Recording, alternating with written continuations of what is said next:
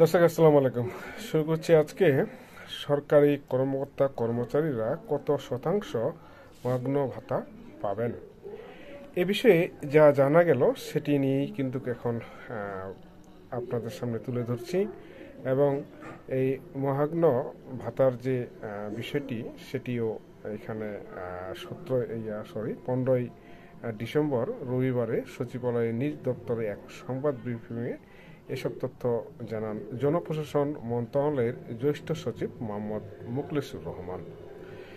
তিনি অন্তর্বর্তীকালীন সরকারের সব সরকারি কর্মকর্তা কর্মচারীর জন্য মহাগ্ন ভাতা দেওয়ার সিদ্ধান্ত নিয়েছে। পাশাপাশি অবসরপ্রাপ্ত পেনশনভোগীরাও এই সুবিধার আওতায় থাকবে। পিয়ন থেকে শুরু করে মন্ত্রী পরিষদ সচিব পর্যন্ত সবাই এই ভাতা পাবেন। তবে ভাতার ক্ষেত্রে দুটি ধাপ থাকতে পারে। কর্মকর্তাদের জন্য সামান্য কম এবং কর্মচারীদের জন্য তুলনামূলক বেশি দেওয়া হতে পারে। জনপ্রশাসন মন্ত্রণালয়ের তথ্য অনুযায়ী সরকারের বিভিন্ন মন্ত্রণালয় বিভাগ অধিদপ্তর দপ্তর কর্পোরেশন এবং স্বায়ত্তশাসিত প্রতিষ্ঠান 14.5 লাখেরও বেশি কর্মকর্তা ও কর্মচারী কর্মরত আছেন। জীবনযাপনের ব্যয় সামাল দিতে নিত্য প্রয়োজনীয় পণ্যের দাম বৃদ্ধির কারণে যে অতিরিক্ত ভাতা দেওয়া হয় সেটি ভাতা নামেই পরিচিত, মহাগ্ন ভাতা নামেই পরিচিত। এটি মূল বেতনের একটি নির্দিষ্ট শতকরা অংশ হিসাবে প্রদান করা হয়। অর্থাৎ ভাতা চালু হলে কর্মকর্তা কর্মচারীদের মোট বেতন বৃদ্ধি পাবে। সংবাদ ব্রিফিংয়ে জনপ্রশাসন মন্ত্রণালয়ের জ্যেষ্ঠ সচিব মোহাম্মদ মুখলেসুর রহমান বলেন, সরকারি কর্মকর্তা কর্মচারী যারা আছেন তাদের জন্য একটি সুখবর দিতে চাই।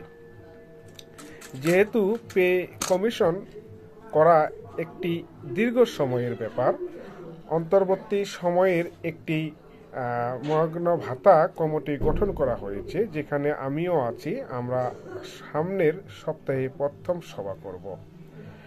সর্বোচ্চ ধাপ ও সর্বনিম্ন ধাপ এবং কর্মকর্তা ও কর্মচারীদের জন্য ধাপ কিভাবে ঠিক করা হবে তার কৌশল বের করা হবে বলে জানিয়েছে সচিব বলেন। এবার যাতে এই ভাতার সুবিধা পেনশনভোগীরাও পান সে ব্যাপারে সরকার একমত। সচিব বলেন, তাদের চেষ্টা থাকবে সম্ভাব্য সংক্ষিপ্ত সময়ে সরকারকে সুপারিশ করা। সুপারিশ দিলে বাস্তবায়ন করবে সরকার। তিনি জানান, ভাতার হার কত শতাংশ হবে তা নির্ধারণে কমিটি সুপারিশ করবে। তবে সেই সুপারিশ পুরোপুরি বাস্তবায়ন হবে কিনা তা সরকারের সিদ্ধান্তের উপর নির্ভর করবে। এ প্রসঙ্গে সচিব সম্প্রতি চাকরিতে প্রবেশের বয়সসীমা বাড়ানোর সুপারিশের উদাহরণ টেনে আনেন। তিনি বলেন, কর্মকর্তাদের মূল বেতন ও কর্মচারীদের মূল বেতন এক নয়। এই ভাতা হয়তো এমন হতে পারে কর্মচারীদের একটু বেশি থাকতে পারে। এটি যারা কর্মচারী তাদের ক্ষেত্রেও বিষয়টি কিন্তু একটি গুরুত্ব দেওয়া হয়েছে। কর্মকর্তাদেরও দেওয়া হয়েছে, কিন্তু কর্মচারীদেরও একটি গুরুত্ব দেওয়া হয়েছে যাতে এই ভাতাটি কর্মচারীরা একটু বেশি পায়। আমরা যে বিষয়টা আরও একটু এখানে একটা বিষয় নিয়ে আমরা কথা বলছি, সেটি হচ্ছে আপনার পাঠ্য বই মহা সংকট। এই বিষয়টা নিয়ে কিন্তু এখন কথা বলবো। সেটি হচ্ছে 2025 সালের পাঠ্য বই নিয়ে মহা সংকটে পড়েছে জাতীয় শিক্ষাক্রম ও পাঠ্যপুস্তক বোর্ড এনসিটিবি। এখনও 25 কোটি বই ছাপার কাজ শুরুই হয়নি, ফলে আগামী মার্চের আগে সব বই শিক্ষার্থীদের হাতে পৌঁছানো সম্ভব নয়। এতে শিক্ষার্থীদের বড় ধরনের শিক্ষণ ঘাটতির আশঙ্কা রয়েছে। স্কুল কলেজ এক শিক্ষাবর্ষে সাধারণত 76 দিনের ছুটি থাকে। এর সঙ্গে 2 দিন করে সাপ্তাহিক ছুটি যোগ করলে আরও 104 দিন বন্ধ থাকে শিক্ষা প্রতিষ্ঠান।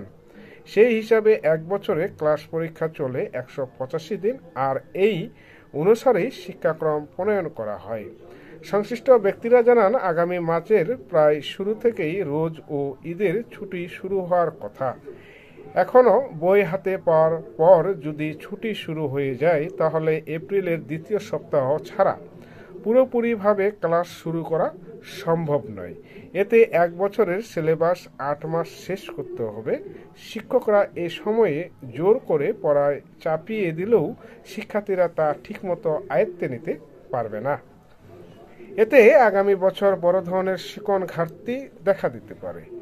শিক্ষকরা বলছে, গত 2 বছরে নতুন শিক্ষাক্রম পড়ালেখা করছে শিক্ষার্থীরা, সেখানে ভিন্ন ধর্মী পড়ালেখায় শিক্ষার্থীদের তেমন কোনো চাপ নিতে হয়নি। কিন্তু এখন হঠাৎ করেই আগের শিক্ষাক্রম ফিরে যেতে হয়েছে। এতে এমনিতেই বড় ধরনের ধাক্কা খেয়েছে শিক্ষার্থীরা। অনেকে শিক্ষার্থীরাই তাল মিলাতে পারছে না। তারা এবছরের বার্ষিক পরীক্ষায় খুব খারাপ করেছে। এখন যদি আবার বই পেতে পেতে 3 মাস সময় চলে যায়, তাহলে বড় ধরনের দুর্ভোগ পড়বে শিক্ষার্থীরা। রাজধানীর মোহাম্মদপুর কিশলয় বালিকা উচ্চ বিদ্যালয়ের অধ্যক্ষ মোহাম্মদ বরকতুল্লাহ বলেন, শিক্ষার্থীরা যেভাবেই হোক পাঠ্য বিমুখ হয়েছে। এখন বই যদি দেরিতে পাওয়া যায়, তাহলে 1 বছরের শিক্ষাক্রম কম সময়ে শেষ করতে হবে।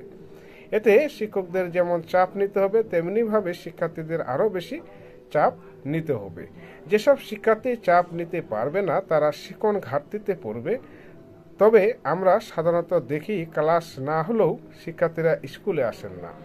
তাই যতদিন পুরোপুরিভাবে ক্লাস শুরু হয় না, ততদিন স্বশিক্ষা কার্যক্রম জোরদার করার পরামর্শ দেন। এনসিটিবির সূত্র জানায়, আগামী শিক্ষাবর্ষের জন্য 40,15,67,202টি পাঠ্য বই ছাপার লক্ষ্যে নির্ধারণ করা হয়েছে। এর মধ্যে প্রাথমিকের বই 9,19,54,355টি, বাকি প্রায় 30 কোটির বেশি বই মাধ্যমিক, মাদ্রাসা ও কারিগরি স্কুলের। সূত্র জানায়, প্রথম থেকে 3য় শ্রেণীর বই ছাপার কাজ বেশ আগেই শুরু হয়েছে, যা শেষ পর্যায়ে রয়েছে। এ বইয়ের সংখ্যা প্রায় 5 কোটি। এরপর 6ষ্ঠ ও 7ম শ্রেণীর কার্যদেশ ও চুক্তিপত্র শেষে এই সপ্তাহে তা ছাপানোর কাজ শুরু হয়েছে। এ বইয়ের সংখ্যা প্রায় 12 কোটি। তবে 10 ও 11 ডিসেম্বর 4র্থ, 5ম ও 8ম শ্রেণীর কার্যদেশ দেওয়া হলেও প্রয়োজনীয় প্রতিক্রিয়া শেষ প্রেস মালিকদের সঙ্গে চুক্তি সম্পন্ন হয়নি। ফলে এই 3 শ্রেণীর বইয়ের কাজ শুরুই হয়নি। আর 9ম ও 10ম শ্রেণীর বইয়ের দরপত্র প্রক্রিয়া শেষ হয়েছে। মন্ত্রণালয়ের অনুমোদন শেষে এখনও কার্যদেশ দেওয়া হয়নি। দরপত্র সত্য অনুযায়ী এবছরের চুক্তির পর বই ছাপার কাজ শেষ করতে সময় দেওয়া হয়েছে মাত্র 40 দিন। কিন্তু আগের বছরগুলোতে এ সময়ে 70 দিনেরও যথাসময় বই পাওয়া সম্ভব হয়নি। অথচ এবছর সব কাজ একসঙ্গে দেওয়া হয়েছে। ফলে কোনোভাবেই 40 দিনে বই দেওয়া সম্ভব নয় বলে প্রেস মালিকরা জানিয়েছেন। কিন্তু সব কিছু জেনে বুঝেও তাদের অবাস্তবতা চাপ দিয়েছে এনসিটিবি। এই পরিস্থিতিতে গতকাল বৃহস্পতিবার প্রেস মালিক ও এনসিটিবির কর্মকর্তাদের নিয়ে জরুরি বৈঠক করেছেন শিক্ষা উপদেষ্টা ডক্টর ওয়াহিদুদ্দিন মাহমুদ। সেখানে আগামী জানুয়ারির 15 দিনের মধ্যে অন্তত 3টি বই করে বাংলা, ইংলিশ ও গণিত দেওয়ার জন্য অনুরোধ জানানো হয়। কিন্তু প্রেস মালিকরা সেখানে পুরোপুরি কথা দিয়ে আসেননি। প্রেস মালিকরা বলেছেন, একসঙ্গে সব বইয়ের কার্যদেশ দেওয়া হয়েছে। যদি কিছুদিন সময় দিয়ে কার্যদেশ দেওয়া হতো, তাহলে হয়তো আমরা 3টি করে বই দিতে পারতাম। এছাড়া আমরা প্রচণ্ড রকমের কাগজের সংকটে ভুগছি। বেশি দাম দিয়েও এত কাগজ কিনতে পারছি না, ফলে ছাপার কাজ ব্যাহত হচ্ছে। পরে শিক্ষা উপদেষ্টা সাংবাদিকদের বলেন, যথাসময়ে পাঠ্যপুস্তক মুদ্রায়ন, বাধাই বিতরণ ও সরবরাহ করে ছাত্রছাত্রীদের কাছে পৌঁছে দেওয়া বর্তমান সরকারের একটি অন্যতম অগ্রাধিকারমূলক কাজ। এ বিষয়টিকে গুরুত্ব দিয়ে আমরা দ্রুত সময় মধ্যে বিভিন্ন প্রক্রিয়া সম্পূর্ণ করছি। উপদেষ্টা প্রাথমিক বিদ্যালয়ের বই ছাপানোর কাজ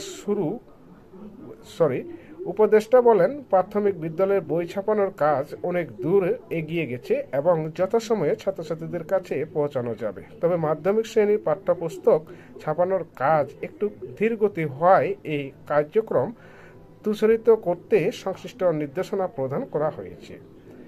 বাংলাদেশ পাঠ্যপুস্তক মুদ্রা ও বিপণী সমিতির সভাপতি তোফায়েল আহমেদ বলেন, আমরা আগে থেকেই বলে আসছিলাম, বছরের শুরুতে যাতে শিক্ষার্থীদের হাতে গুরুত্বপূর্ণ 3টি বই তুলে দিতে সেভাবে পরিকল্পনা করতে হবে। কিন্তু তারা আমাদের কথা শুনেননি, অথচ এখন বাকি আছে 11 দিন। সব শ্রেণীর বইয়ের কার্যাদেশও দেওয়া হয়নি, অথচ আমাদের কাজ 3টি করে বই চাওয়া হয়েছে, কিন্তু এত অল্প দিনে তা সম্ভব নয়। এছাড়া বছরের কাগজেও সংকট রয়েছে। তবে আমরা এতটুকু বলতে পারি, আমরা আমাদের সাধ্যমতো সর্বোচ্চ চেষ্টা করব। সংশ্লিষ্ট ব্যক্তিরা বলেন, প্রতি বছরে সাধারণত জুলাই আগস্ট থেকে পাঠ্য বই ছাপার কাজ শুরু হয়। এরপর ডিসেম্বরের মধ্যে শতভাগ বই দেওয়া সম্ভব হয় না। কিন্তু এবছর ছাত্র জনতা আওয়ামী লীগ সরকারকে পতনের পর এনসিটিবির অনেক পরিবর্তন আসে। প্রতিষ্ঠানটির চেয়ারম্যান, সদস্য, অন্য কর্মকর্তারা পরিবর্তন হন। এরপর আবার আগের শিক্ষাক্রমে ফিরে যাওয়া, পাঠ্যক্রমেও বেশ কিছু পরিবর্তন আনা হয়েছে। কিন্তু এনসিটিবির নতুন কর্মকর্তাদের দক্ষতা ও পরিকল্পনার অভাবে এই পাঠ্য বইয়ের কাজ অনেক পিছিয়ে গেছে। নয়তো আরও অত্যন্ত 15 থেকে 30 দিনের আগে বেশিরভাগ বই ছাপানোর কাজ শুরু করা সম্ভব হতো। 2025 শিক্ষাবর্ষে খসড়া শিক্ষাপঞ্জি অনুযায়ী আগামী বছর ষষ্ঠ থেকে নবম শ্রেণীর শিক্ষার্থীদের অর্ধবার্ষিক পরীক্ষা শুরু হবে 24শে জুন, চলবে 10শে জুলাই পর্যন্ত। একই সময়ে দশম শ্রেণীর প্রাক নির্বাচনী পরীক্ষা নেওয়া হবে। 27শে জুলাইয়ের মধ্যে অর্ধবার্ষিক ও প্রাক নির্বাচনী পরীক্ষার ফল প্রকাশ করতে হবে। দশম শ্রেণীতে নির্বাচনী পরীক্ষা শুরু হবে 16ই অক্টোবর। এই পরীক্ষা চলবে 3 নভেম্বর পর্যন্ত।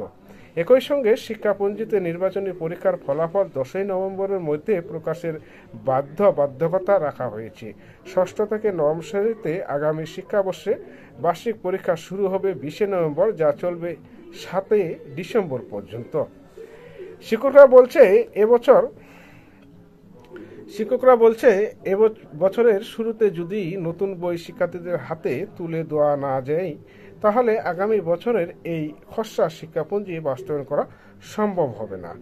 এনসিটিবির চেয়ারম্যান অধ্যাপক AKM রিয়াজুল হাসান বলেন, প্রাথমিক থেকে পঞ্চম শ্রেণী পর্যন্ত প্রায় সব বই ডিসেম্বরের মধ্যে ছাপা হয়ে যাবে। ষষ্ঠ থেকে অষ্টম শ্রেণীর বইও ছাপা শুরু হয়েছে।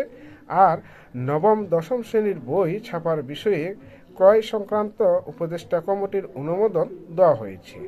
আগামী রবিবার ছাপার কার্যাদেশ দেওয়া হতে পারে। মাধ্যমিক বাংলা, ইংরেজি ও গণিত বই আগে ছাপানোর চেষ্টা করছে। সেটা সম্ভব হলে প্রাথমিকের 10 কোটি ও মাধ্যমিকের 10 কোটি বই 1 জানুয়ারি শিক্ষার্থীদের হাতে দেওয়া যাবে। বাকি বইগুলো পরে দেওয়া হবে বলে জানিয়েছে। এই হচ্ছে ভাই আজকের যে আমরা বিষয়টা নিয়ে আলোচনা করলাম, সেটি হচ্ছে পাঠ্য বইয়ের মহাসংকট এবং পাঠ্য বই কী কারণে সংকট। আপনারা এই ভিডিওটি সম্পূর্ণটা দেখলেই আপনারা হয়তো বুঝতে পারবেন। যেমনটি এখানে সংশ্লিষ্টরা বলিয়েছে যে আগামী মাসের প্রায় শুরু থেকেই রোজ ঈদের ছুটি শুরু হওয়ার কথা। এখন বই হাতে পাওয়ার পর যদি ছুটি শুরু হয়ে যায়, তাহলে এপ্রিলের দ্বিতীয় সপ্তাহ ছাড়া পুরোপুরিভাবে ক্লাস করা সম্ভব নয়। এতে 1 বছর সিলেবাস 8 মাসে শেষ করতে হবে শিক্ষার্থীদের। শিক্ষকরা এ সময়ে জোর করে পড়া চাপিয়ে দিলেও শিক্ষার্থীরা তা ঠিকমতো আয়ত্তে নিতে পারবে না। এতে আগামী বছর বড় ধরনের শিখন ঘাটতিতে দেখা দিতে পারে। বাস্তবেই কিন্তু 8 মাসে 1 বছর 4 মাস এখানে গ্যাপ থাকলে অবশ্যই কিন্তু শিক্ষার্থীরা একটা মহা সংকটের মধ্যে পড়বে। তাদের শিখন যে ঘাটতিটা সেটা কিন্তু আয়ত্তে নিতে পারবে না। আবার শিক্ষকরা বলেছে, গত 2 বছরে নতুন শিক্ষাক্রম পড়ালেখা করেছে শিক্ষার্থীরা। সেখানে ভিন্ন ধর্মীয় পড়ালেখায় শিক্ষার্থীদের তেমন কোনো চাপ নিতে হয়নি, কিন্তু এখন হঠাৎ করেই আগের শিক্ষাক্রমে ফিরে যেতে হয়েছে। এতে এমনিতেই বড় ধরনের ধাক্কা খেয়েছে শিক্ষার্থীরা। অনেক শিক্ষার্থী আবার ভালো তাল মেলাতে পারছে না। তারা এই বছরের বার্ষিক পরীক্ষায় খুব খারাপ করেছে। এখন যদি আবার বই পেতে 3 মাস সময় চলে যায়, তাহলে বড় ধরনের দুর্ভোগ পড়বে শিক্ষার্থীরা। রাজধানীর যে একটি মোহাম্মদপুর কিশলয় বালিকা উচ্চ বিদ্যালয়ের অধ্যক্ষ, তিনিও কিন্তু এখানে একটি মতামত দিয়েছেন। যেভাবেই হোক পাঠ্য বিমুখ হয়েছে। এখন বই যদি দেরিতে পাওয়া যায়, তাহলে 1 বছরের শিক্ষাক্রম কম সময়ে শেষ করতে হবে। এতে শিক্ষকদের যেমন চাপ নিতে হবে, তেমনিভাবে শিক্ষার্থীদের আরও বেশি চাপ দিতে হবে। যেভাবে শিক্ষার্থীরা চাপ নিতে পারবে না, তারা শিখন ঘাটতিতে পড়বে। তবে আমরা সাধারণত দেখি ক্লাস না হলে শিক্ষার্থীরা স্কুলে আসেন না। তাই যতদিন পুরোপুরিভাবে ক্লাস শুরু হয় না ততদিন সহশিক্ষা কার্যক্রম জোরদার করার পরামর্শ দিয়েছেন। এটি কিন্তু একটি ভালো কথা। সহশিক্ষা দিয়েই কিন্তু আমাদের এই কার্যক্রমটি চালিয়ে যেতে হবে। আরেকটি বিষয়, যেহেতু এখানে কথা বলছি আমি, বই ঘাটতি একটু, কর্মকর্তা সরকার এলোমেলো হওয়ার কারণেই কিন্তু বইয়ের মহাসংকট হয়েছে। না হলে কিন্তু এটি আগস্ট মাসে শুরু হয়ে ডিসেম্বর মাসের আগেই প্রত্যেক উপজেলায় কিংবা যারা যারা বইয়ের প্রত্যেক শিক্ষা প্রতিষ্ঠানে কিন্তু বই পৌঁছে যেত। আগামীতে বছর হয়তো ইনশাল্লাহ বর্তমান যে সরকার যেভাবে কার্যক্রম তাদের চালিয়ে যাচ্ছে, সেই কার্যক্রমে আগামীতে পাঠ্য বই সংকটেও পড়বে না, আর মহাসংকট শব্দটিও ব্যবহৃত হবে না। এই কার্যক্রম গুছাইতে একটু সময় লেগে গেছে, যেহেতু ছাত্র জনতা আন্দোলনে সাবেক প্রধানমন্ত্রী শেখ হাসিনা দেশ করেছেন, চলে গেছেন। তো এই জন্যই একটু সবাই সেই দিকে মনোযোগ দেওয়ার কারণে হয়তো এখানে একটু সমস্যা হয়েছে। যেমন আমি যদি এখন এখানে একটু কথা বলি, যে আপনার যেটি প্রেস মালিকরাও বলেছেন, উপদেষ্টারাও বলেছেন, আপনার কিছু এনসিটিভির কিছু কর্মকর্তা কিংবা অনেক পরিবর্তন হয়েছে, সেখানে নতুন কর্মকর্তা কিংবা কর্মচারী এসেছে, তারা হয়তো এটি একটু এলোমেলো করে ফেলাইছে। এই জন্য হয়তো তাদের একটু বুঝতে এবং হিসাব নিকাশ করতে এই জন্য হয়তো একটু দেরি হয়েছে। ইনশাল্লাহ আগামীতে দেরি হবে না। ভালো থাকুন, সুস্থ থাকুন, দেখা হবে আবারও। খোদা হাফিজ। ভালো লাগলে অবশ্যই শেয়ার দিবেন, কমেন্টে জানাবেন এবং লাইকটি দিয়ে দিবেন।